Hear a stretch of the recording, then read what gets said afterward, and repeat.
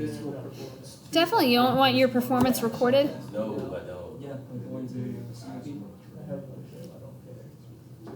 So, researchers included the performance on score. That's what they were recording. How did they estimate the improvement on scores? What were they doing? Wasn't it comparing the score at the beginning to the end? They're comparing. Well, how can you compare the beginning to the end as one variable? The time it took to answer. So let's suppose it took 5 minutes at the beginning and 3 minutes at the end. How can you collapse that into one number? They took the difference. They took the difference, right?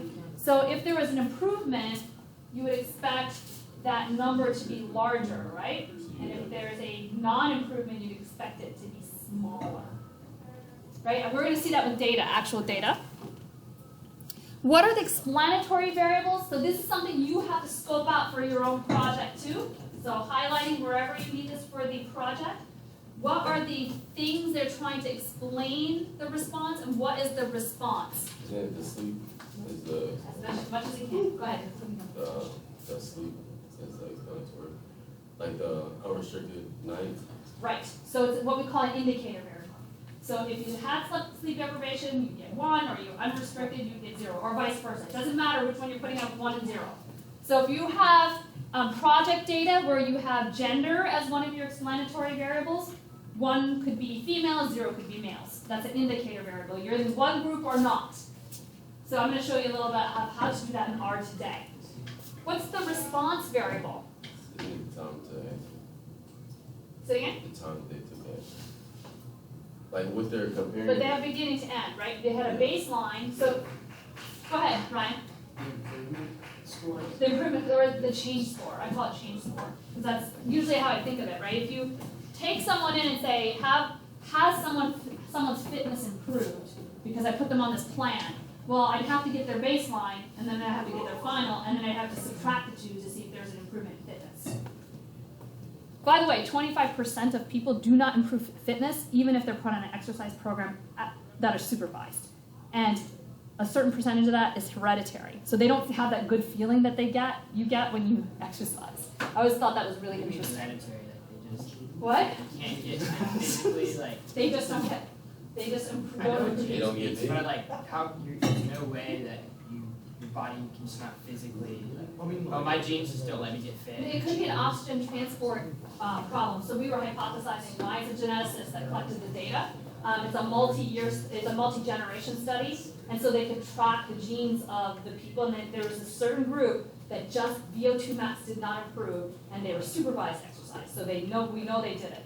And so I asked him what happened. Like half-ass it.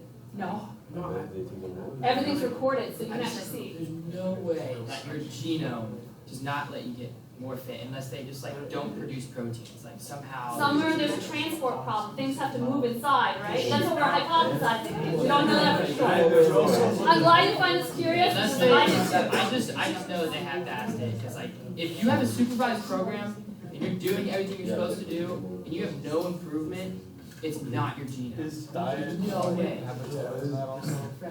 We don't know. There's gotta be some. Someone messed up on that research. No, you guys are, it's hard to believe, so I was just like you. I was going to say, you've got to be kidding. But everything was supervised and everything was measured, and there was no... Do they have a mutation? We don't know what was going inside of them, right? There could be, when you improve your capacity to take in oxygen, when you improve that, there's got to be stuff moving around. So we believe that there must be some point in there that there's a pinch point where it doesn't happen. So there's something messed up. So it's a mutation. We don't know though, because we haven't Well, tested it. you should know because we've already mapped the entire human genome. The Human Genome Project, we know everything, so you can easily go in and check. No, it's not that easy. No, it is. That's, they do it for biology all the time. Did we test the Like we learned that yesterday. If there's one thing that's You can talk to Dr. Bouchard if you want to. So, well, my other question is, what happens to these people after? Like when they get older, is it that they don't exercise because they don't feel good exercising, like I feel good exercising? And do they get Alzheimer's? Well, I mean, I don't always feel good after exercise. Sometimes I feel like I'm gonna just die, but like I don't really. Connor, you're welcome to look at it. I have all the stuff. I've been thinking about it. I just haven't had time to look at it. Yeah, they did. Yeah. When the first time he told me this, like I come back to him every once in a while and say, you know, about that heritage problem. It's one of those problems I think about all the time. I think about it when people don't exercise, and I thought, maybe they just don't, it doesn't make them feel good like I do. Like I feel like it's wrong if I don't exercise, you know? I don't know. It's not a lot of people. All right, so the explanatory is sleep deprived, yes or no. I put it as sleep deprived. They later on use not sleep deprived. This doesn't matter. And the response is the improvement score. Then get back to your seat. Oh, I You thought don't it need that was- again. Oh, okay. Don't lose a book. So you can have this too in your project. I'm flagging out things, I'm recording this. So I'm flagging out things that you can have in your project. You can have a group property inside your project. So you want position on rugby players, you could have an indicator function saying one is which two positions were you looking at? You're looking at two types of positions. I mean, there's just like backs and forwards. Backward, okay, so you can put backs and forwards as 1, 0, just like this. All right?